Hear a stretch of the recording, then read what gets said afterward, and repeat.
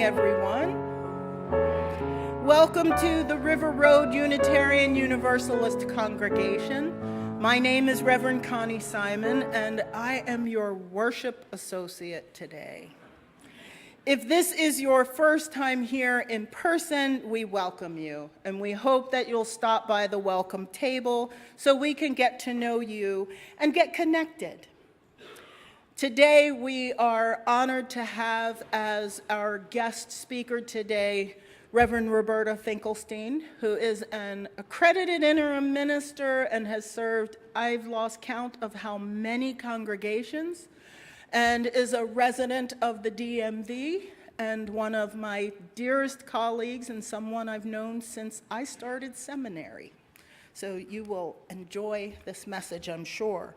For those of you watching on YouTube, please feel free to join in the chat with the online host. If you're watching this at a later date and have questions, please visit our website to learn how to connect with us. Couple of events coming up. Mark your calendars now for the 2025 All-Congregational Retreat, April 26th and 7th at Seneca Creek State Park. April 26th and 27th. The new art exhibit in the Fellowship Hall is having an opening reception today from 4:30 to 6:30. Join us to meet artist Jennifer Hughes and plan to get a bag of pet food before you come in. We'll donate it to the MCPAW throughout the exhibit, and a portion of Jennifer's proceeds will go there as well. Details of all of our programming and upcoming events can be found on our website at rruuc.org.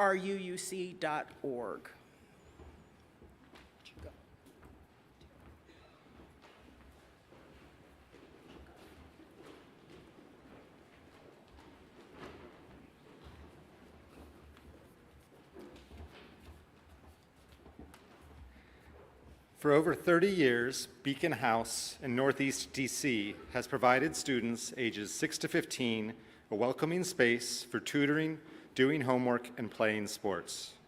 UU congregations in and around DC have provided vital resources to build and sustain Beacon House's campus and programming. Every year, Beacon House calls on River Road to deliver holiday gifts for about 30 students from families with limited resources. And every year, River Road answers that call. 9 children have asked for specific gifts this year. Another 21 children hope that they'll get a gift from the general wish list or a gift card.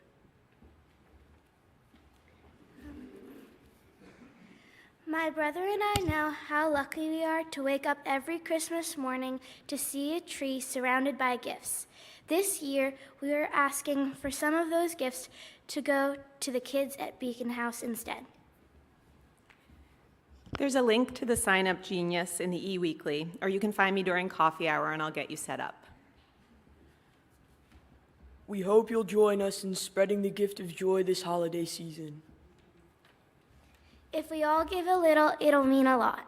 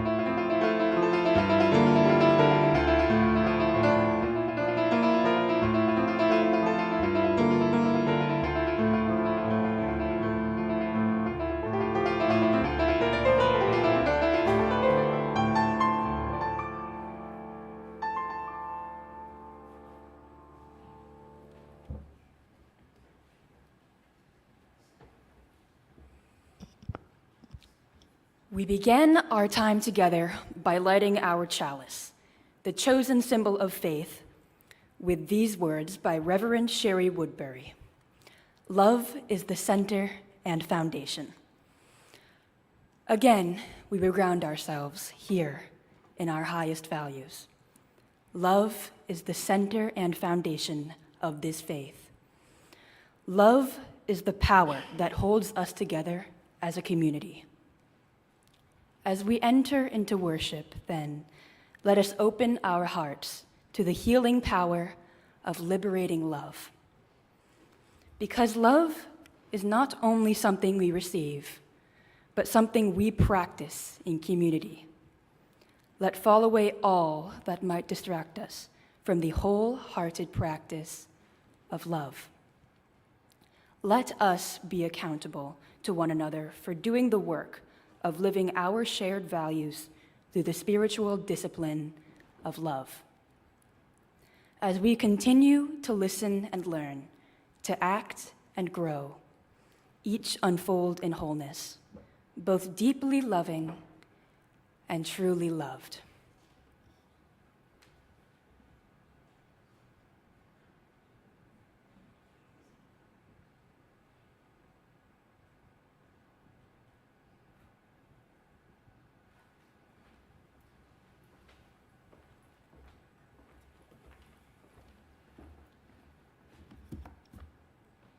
Beautiful.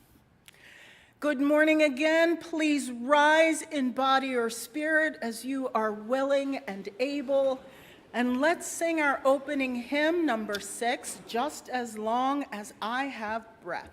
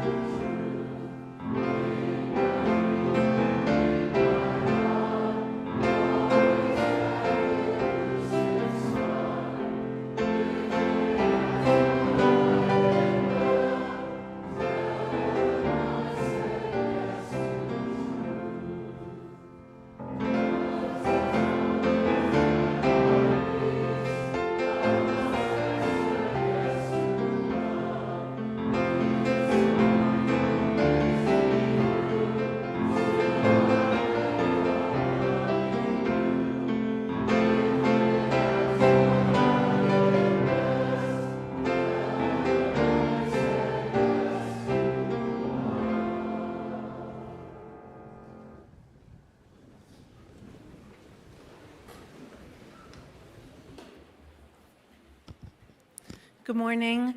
I am Laura Piervincenzi, Associate Director of Religious Education, and today for Prophetic Voices, we are sharing a Ethiopian allegory called Truth, Falsehood, Fire, and Water. It is retold by Heather Forrest in Wisdom Tales from Around the World, and then adapted further by J. Lee Jagers, and a little bit by me. Long ago, fire, water, truth, and falsehood lived together in one large house. Although all were polite toward each other, they kept their distance. Truth and falsehood sat on opposite sides of the room. Fire constantly leapt out of water's path. One day, they went out together. They found a large number of cattle and began driving them home to their village. "Let us be fair and share these cattle equally," said Truth as they traveled across the grasslands. No one disagreed with Truth, except falsehood. Falsehood wanted more than an equal share, but kept quiet about it for the moment. As they traveled back to the village, falsehood went secretly to water and whispered, "You are more powerful than fire. Destroy fire, and then there will be more cattle for each of us." Water flowed over fire, bubbling and steaming until fire was gone. Water meandered along, cheerfully thinking about more cattle for itself.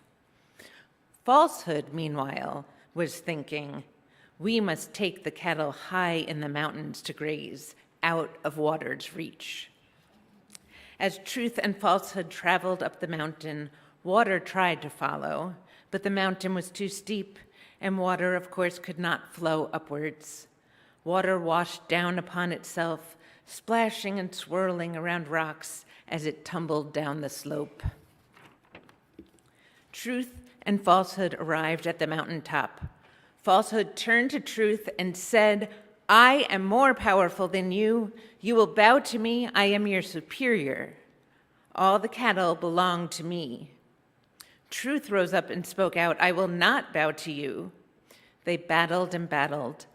Finally, they brought the argument to wind to decide who was in charge.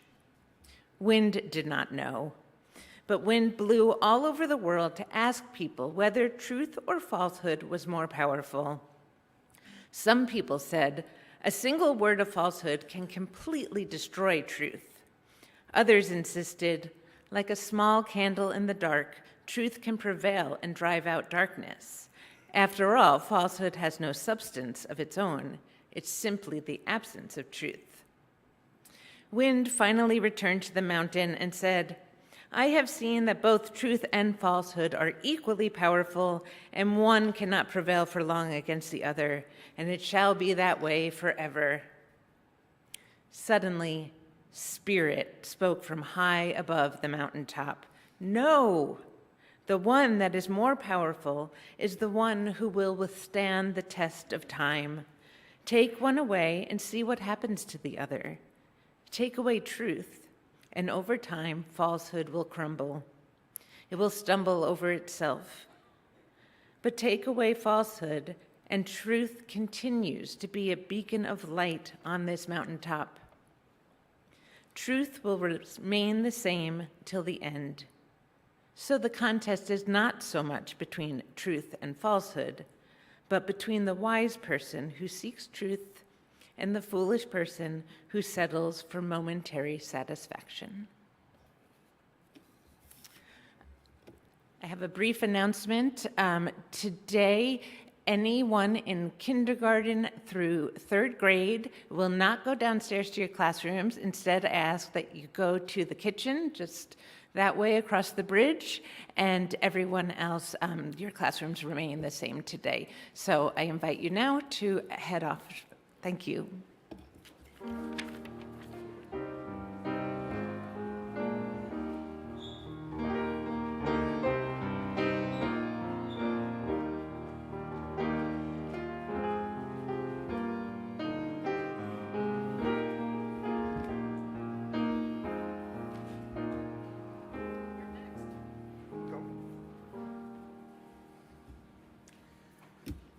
I am Peter Benjamin, and for the last 36 years, I've been the coordinator of Shepherd's Table, which is a soup kitchen in Silver Spring, where we work every second Tuesday of the month, feeding people who are hungry and lonely.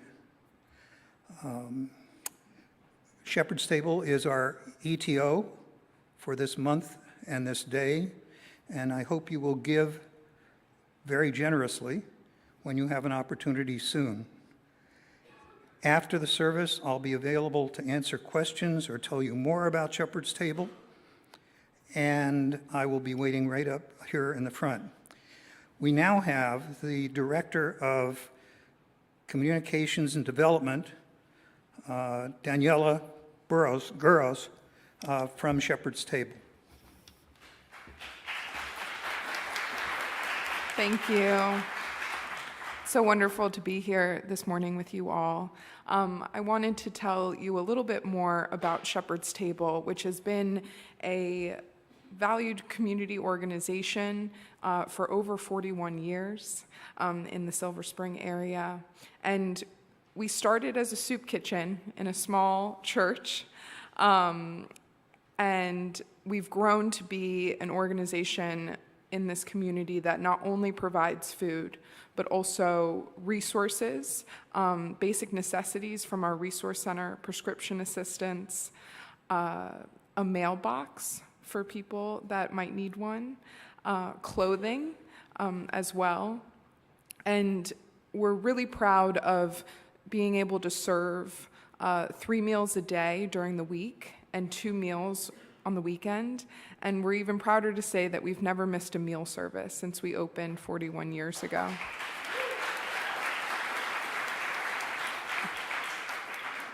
We are seeing an increasing need in this area. About 20% more meals are being served at our location at Progress Place, where we work with our partners Interfaith Works, which is a housing organization here in Silver Spring, as well as Kelly Collaborative, which is our medical partners. We do serve the most vulnerable in our community, people that are experiencing homelessness as well as food insecurity, which is why we did just begin this year a really wonderful endeavor to also provide additional opportunities for our meal guests and clients that we see at Progress Place through our culinary skills program. It's an intensive culinary education program that we provide at Progress Place at Shepherd's Table. We then match our students with internship sites, which are local businesses in Silver Spring. And so our students get a Serve Safe certification, a connection to businesses in the area, and hopefully a start of a really wonderful journey as they endeavor to reach their goals, whether that's employment, housing, a connection with people, learning a new skill. And so we're just really excited for what the future holds, and I just want to say thank you on behalf of Shepherd's Table for being such a consistent supporter of ours over the years as volunteers. We couldn't do the work without you, and we appreciate it so much. Thank you.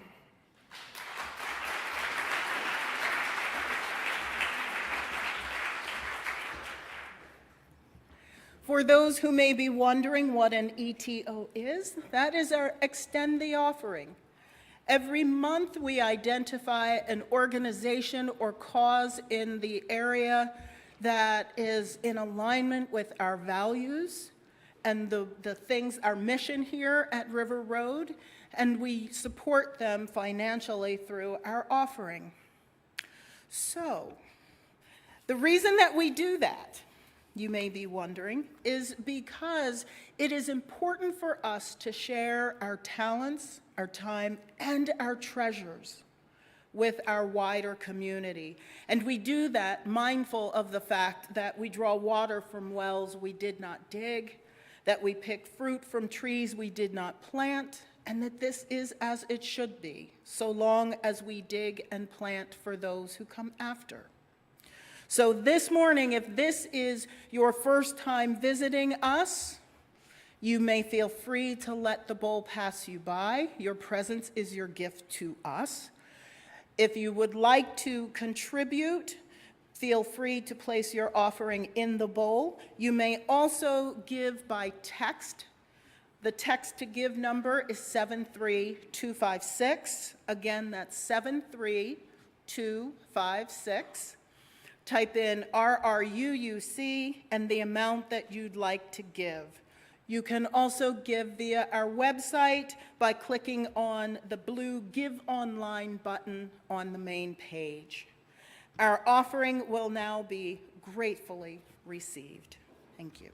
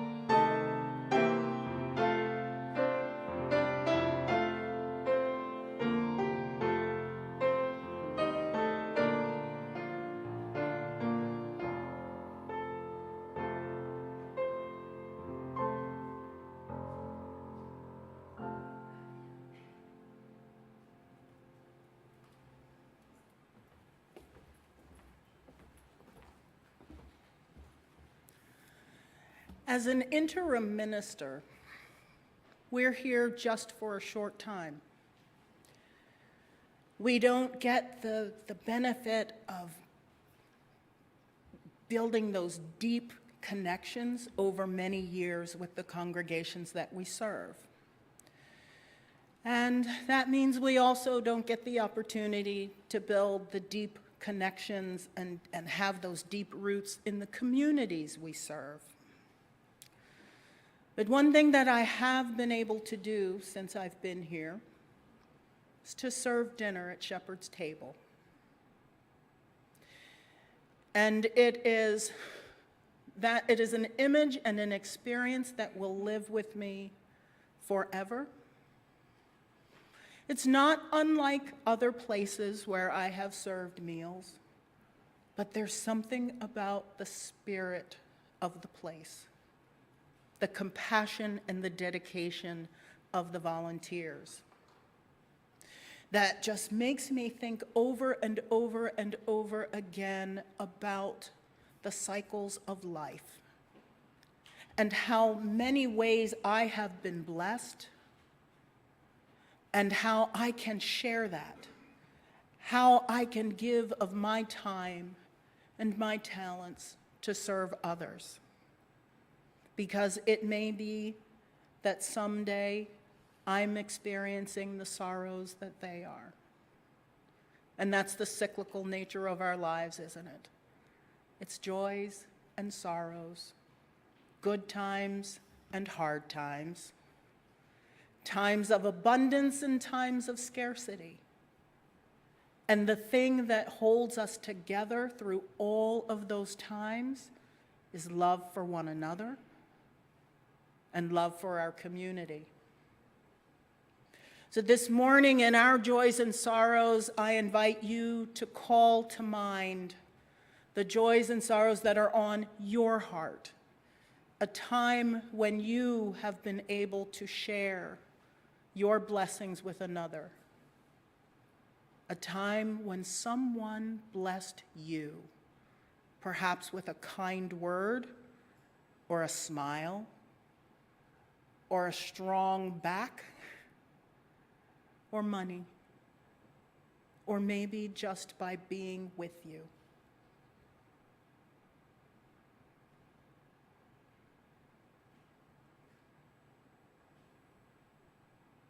Have it in your mind. Hold that with you always. Carry that feeling of blessing with you, so that as you go forward in the world, you can share it over and over and over again, because it is so desperately needed. I invite you to join me now for a moment of silent meditation, reflection, and prayer for those that we have named, for those whose names we do not know, and for those whose names are carefully guarded in our hearts, after which we'll join together in singing Meditation on Breathing.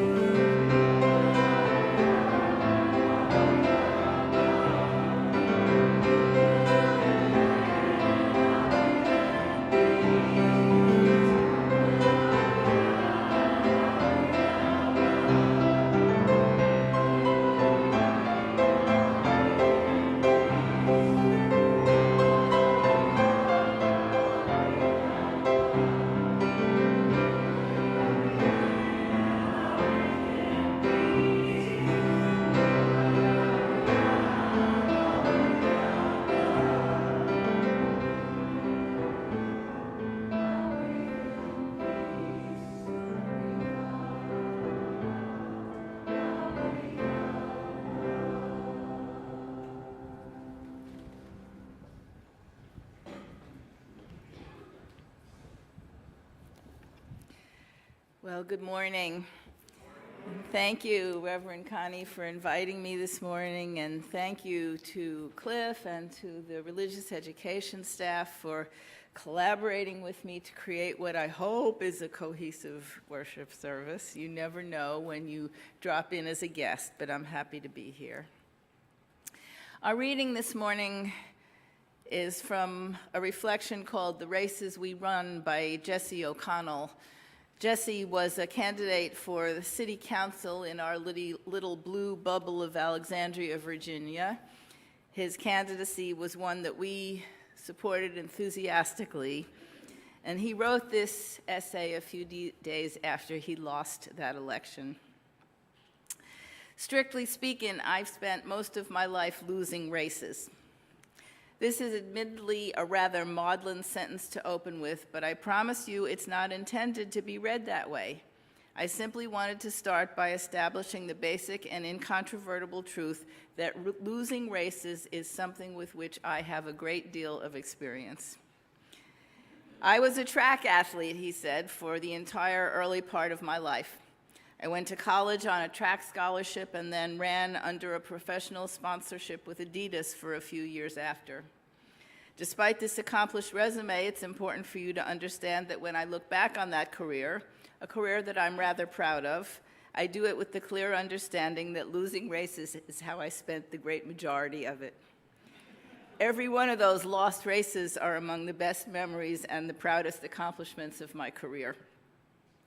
When I was still competing, the way I'd manage performance anxiety was to stand at the line and remind myself that no matter the result about to unfold, I'd still walk back over to my gear and change out of my spikes afterwards.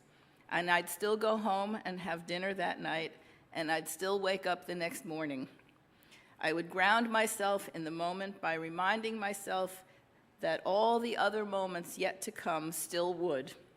That the next minute and 40-odd seconds would pass in a flash of gasping heartbeats and the thunder of hooves, transient, while those other things were the things that abide. I have been shaped by a life spent losing races. They have shown me what I can endure, measured my progress against what has come before, and illuminated ways in which I've yet to grow. Even as I am surely a product of all the success I've had along the way, I'm also the sum of each of those losses. Each one hurt, each hurt passes, and each one is never the last. I've long possessed the clarity that losing a race is not an act that defines us. It's a formative act and a generative one, but never a conclusive one. Each losing race necessarily and establishes and creates the only act that can follow next to toe the line again.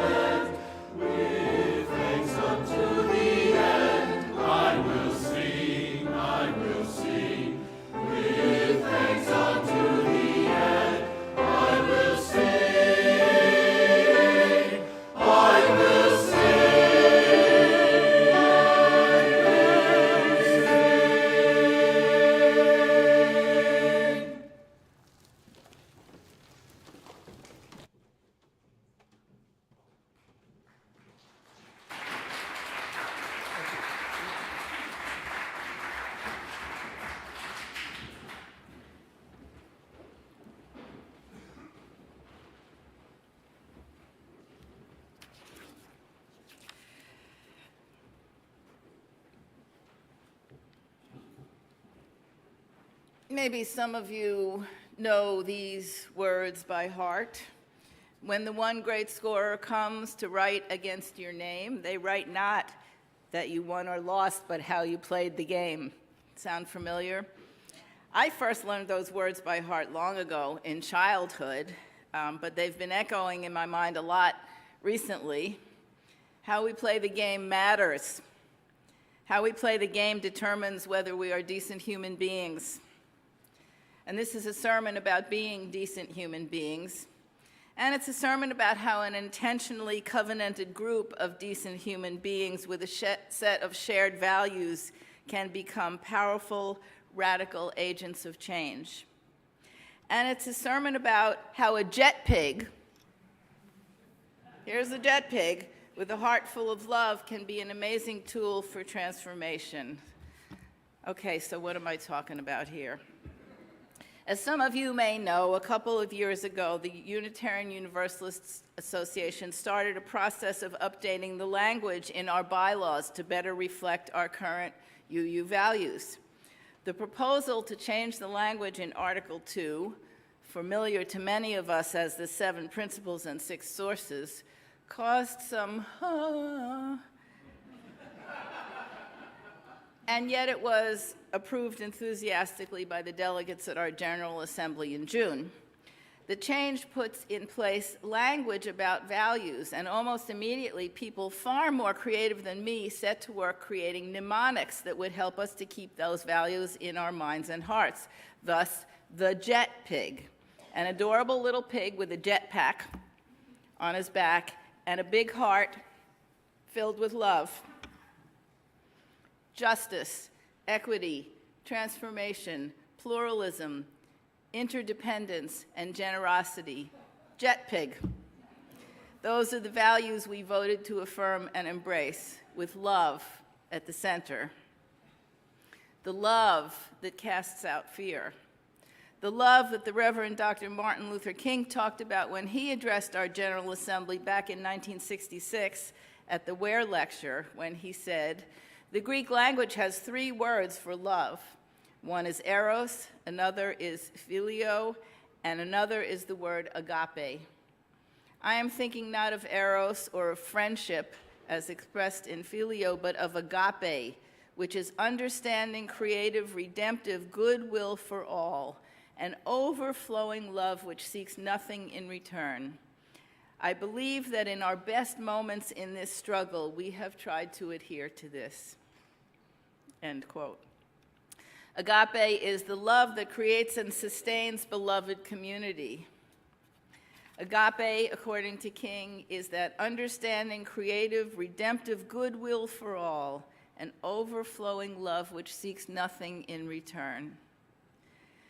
And my friends, in the aftermath of Election Day, I would argue that people who put that kind of love at the center of their faith, who use the power of agape to sustain our quest for a world of justice, equity, transformation, pluralism, independence, and generosity, we are exactly what this nation needs right now. Now, if I were to make the mistake of falling into a partisan or a political kind of talk this morning, I might even suggest that those very values that we embrace would not be embraced by certain leaders and their followers, but I won't do that. I won't say that.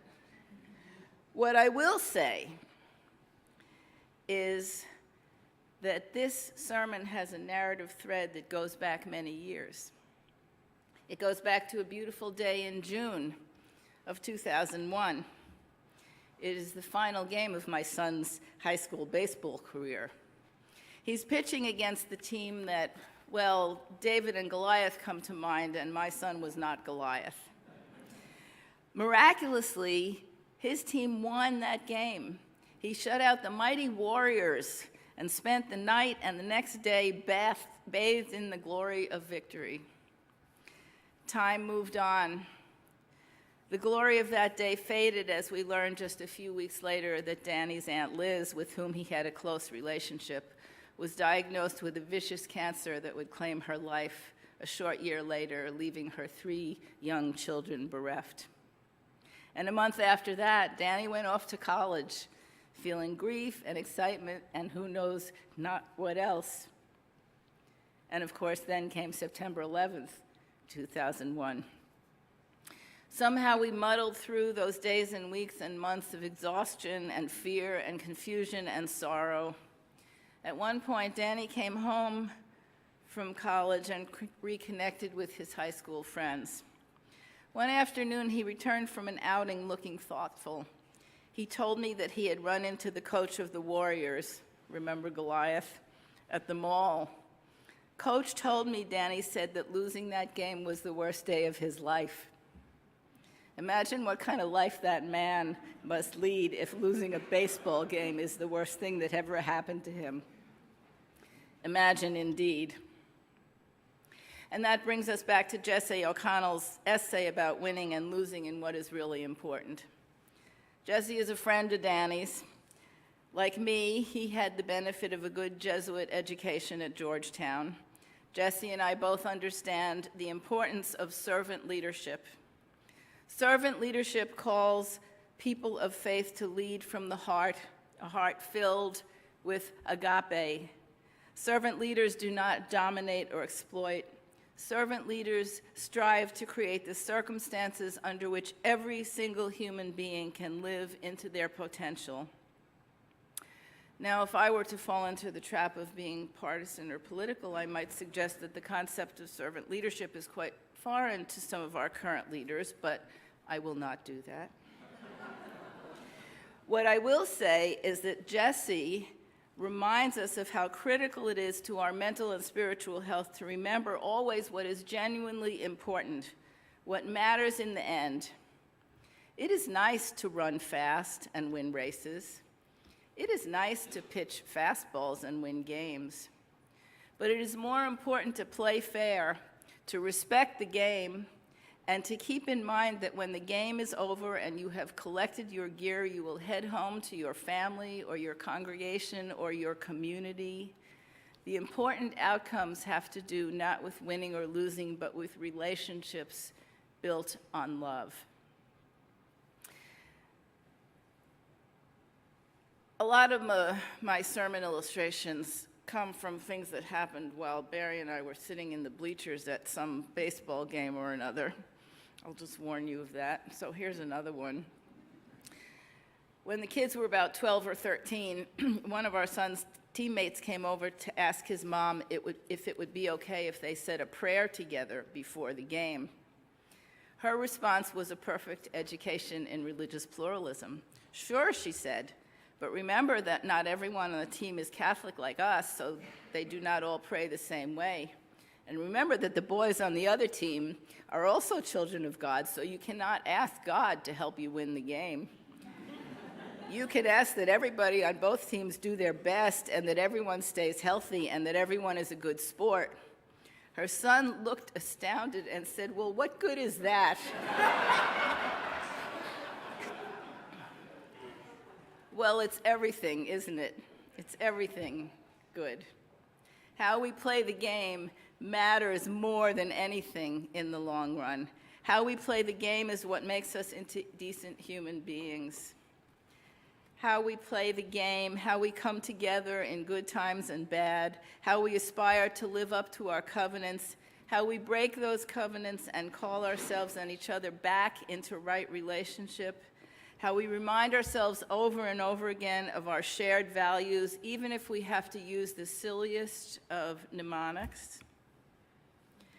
All of that is how we become together powerful agents of change. It is not easy, but we do this arduous work because we know that what is truly important in all of our lives is not winning or losing. It is sitting down to dinner with our families. It is sitting in these pews together. It is making sure that those among us who are the most vulnerable are protected and honored. If we Unitarian Universalists are going to do our part to save this nation, we will have to nurture our congregations with fierce intention. We will have to remind ourselves over and over that it is love that lives at the center of our communities of faith. We will have to decline to get drawn into fake fights about petty differences. Now, many of you may remember a sermon by a certain Reverend Nancy MacDonald Ladd that was preached at the General Assembly in 2016. She said in part, "You know, in WrestleMania, when professional wrestlers have those fake fights, sometimes they really are at risk of getting hurt. And do you know what they do before the muscle snaps or the bone breaks in that fight? They tap out. They bang the mat. When the fake fight gets close to having real consequences, they tap out." I'll tell you what, she goes on to say, "I'm tapping out right now, and I invite you to join me. I'm tapping out of every fake fight in our congregations and our movement about getting what I want or what you want or what we think we want, because the stakes are too high and we don't have time for fake fights anymore." Now, Nancy preached that sermon a few months before the 2016 election. Her words became so much more compelling just a few months later, and sadly, here we are again. She went on to say, "The world does not need another place for like-minded, liberal-leaning people to hang out together and fight about who's in charge. The world does not need a place where you or I or any of us are going to get what we want. What the world needs is a movement like ours to step more fully into a higher calling, to serve as an instrument for encounter with one another, with the holy and with the world, so that we might love more fully and speak more truly and serve with greater efficacy." Just this past week, Congresswoman-elect Sarah McBride provided us with a lovely and powerful example of tapping out. McBride, who was from Delaware and who Barry and I knew when we were in Wilmington, is the first trans woman to be elected to the U.S. Congress. So, of course, before she is even sworn in, what do we hear? A chorus of elected representatives deliberately misgendering her and announcing, as though they were being courageous, that they will use their own bodies to prevent her from using the women's bathroom. Somebody commented that it isn't about bathrooms now any more than it was about water fountains then. The bathroom fight is a fake fight, and Ms. McBride knows it. That's why the response she gave to the members of her own party was to tap out and keep their focus on the real fights. She said, and I'm quoting here, "I'm not here to fight about bathrooms. I'm here to fight for Delawareans and to bring down costs facing families. Like all members, I will follow the rules as outlined by Speaker Johnson, even if I disagree with them. The effort to distract from the real issues facing this country hasn't distracted me over the last several days. Serving in the 119th Congress will be the honor of a lifetime, and I continue to look forward to getting to know my future colleagues on both sides of the aisle. Each of us were sent here because voters saw in us something that they value. I have loved seeing those qualities in the future colleagues that I've met, and I look forward to seeing those qualities in every member come January. I hope all of my colleagues will seek to do the same with me." Unitarian Universalism was made for just such a time as this. It seems daunting right now, I know. We have to remind ourselves over and over again that teamwork and mutual support and togetherness will get us much farther than trying to go it alone. Pooling our resources will vastly enhance our effectiveness. How we play the game matters. Though it may be hard, it is essential that we recognize and honor the decency of the people that we disagree with. And for that, we can draw inspiration from Sarah McBride, who looks forward to seeing those qualities in every member come January and assumes that her colleagues will do the same for her. We are going to have to advocate fiercely for the issues that most closely represent our shared values: justice, equity, transformation, pluralism, interdependence, and generosity from a place of love. We are going to have to defend fiercely the people who are most at risk in this challenging time: refugees and queer folk and people of color, and women needing reproductive care. We are going to have to seek out and work in solidarity with all the people in all different religions and none who keep love, not hate, at the center of their lives and their stories. So here we go. As Jesse said, toe the line.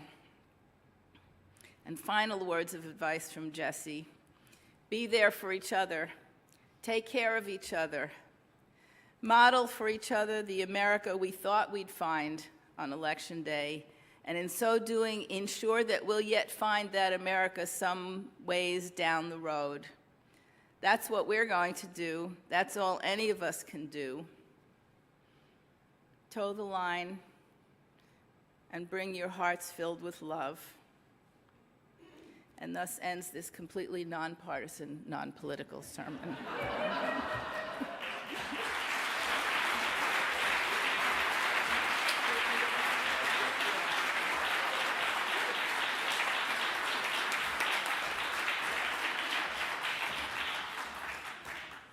Now you know why I love her so much? I needed that this morning. How about we join in singing our closing hymn, number 108, My Life Goes On in Endless Song. I'm glad Cliff's here. Please rise in body or spirit as you're willing and able, and let's sing together.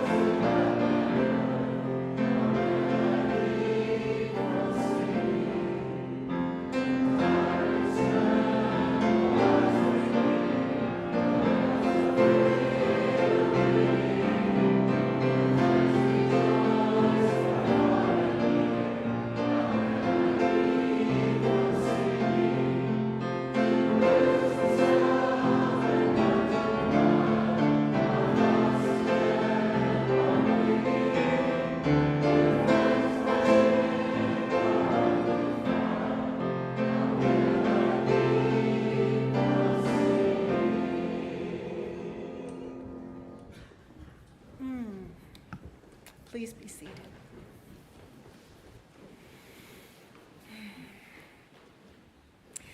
Our Unitarian and Universalist principles and values call us to live our values aloud, not alone, and encourages us to be open-minded, open-hearted, spiritual communities helping people lead lives of justice, love, learning, and hope. Here are some ways you can live your values in the coming week. Today's Path to Belonging class is what do the board and the stewardship committee do here at River Road? Join us in room 32 from 11:15 to noon for that discussion. In the new year, we will be offering a transgender inclusion and welcoming course from the Transforming Hearts Collective. It is for everyone.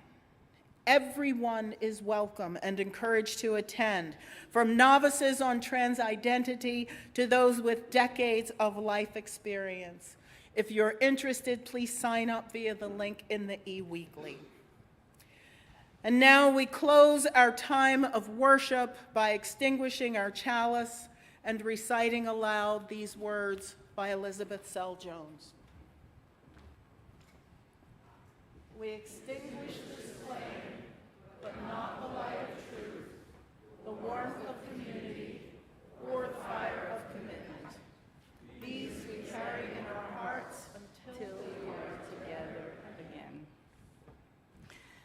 A benediction is a kind of blessing ascending forth. So I send you forth with these words of wisdom from my colleague Diane Doncaster. No, I can't explain it. I can't understand it. But even this nightmare does not end the imperative to live in love, compassion, generosity, care for creation, care for those most in need, and kindness to each other. It will take all of our strength at times, and we will need all the grace and hope that the God of our understanding will enable us to receive. Our greatest enemy now is despair. So we will grieve, we will name our worst fears, we will pray our anguish, and we will make the next choice to act in love, and the next, and the next, and the next, regardless of the cost. So go in peace, friends, and return in love. Amen.